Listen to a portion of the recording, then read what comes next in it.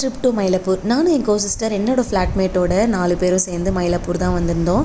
ஒரு சின்ன function. First வந்து நம்மளோட வேலையை முடிச்சிடலாம் அப்படின்னு சொல்லிட்டு காலத்தி கடைன்னு சொல்லிட்டு அங்கே ரோஸ் மில்க் ரொம்ப ஃபேமஸ்னாங்க. அங்கே ரோஸ் மில்க் சாப்பிட்டுட்டு ஸோ என்னென்னலாம் இருக்குது அப்படின்னு சொல்லிட்டு மார்க்கெட்லாம் சுற்றி பார்த்துட்டு இருந்தோம். ஃபர்ஸ்ட் கபாலீஸ்வரர் கோயில் போயிட்டு வந்தோம். ஸோ கபாலீஸ்வரர் கோயில் பக்கத்துலேயே பார்த்தீங்கன்னா ஜன்னல் பஜ்ஜி கடைன்னு சொல்லுவாங்க. அது ரொம்ப ஃபேமஸ்ன்னு கேள்விப்பட்டோம். ஸோ அவ்வளோ தூரம் போயிட்டு அதை ட்ரை பண்ணலன்னா எப்படி? ரோஸ் மில்க்கு அடுத்து அந்த பஜ்ஜி கடை தான். ஸோ அங்கே மிளகா பஜ்ஜி வாழைக்காய் பஜ்ஜின்னு சாப்பிட்டுட்டே இருக்கும்போது எதிரில் ஒரே சூடாக அப்படியே ஜிலேபி போட்டுட்டு இருந்தாங்க. ஸோ என்னோட சிஸ்டர் போயிட்டு ஜிலேபியும் வாங்கிட்டு வந்தாங்க. எல்லாமே அல்டிமேட்டாக இருந்தது. ஸோ வந்தது என்னவோ பார்த்திங்கன்னா ஒரு ஃபங்க்ஷனுக்கு, பட் அதை தவிர எல்லாத்தையுமே பார்த்துட்டு இருந்தோம். ஸோ வந்த வேலை பார்க்கலனா எப்படி அப்படின்னு சொல்லிட்டு போய் அட்டென்ட் பண்ணியிருந்தோம். ரொம்ப அழகான ஒரு பர்ஃபார்மன்ஸ் பார்த்துட்டு அங்கேருந்து நேராக டின்னர் சாப்பிட தான் கிளம்பிட்டோம். So Andhra dosa, appam, parotta and mini இட்லின்னு சொல்லிட்டு எல்லாத்தையுமே ஒரு கட்டிட்டு மயிலாப்பூருக்கு வந்துட்டு காஃபி இல்லைனா எப்படி? ஸோ லாஸ்ட்டாக ஒரு ஃபில்டர் காஃபி.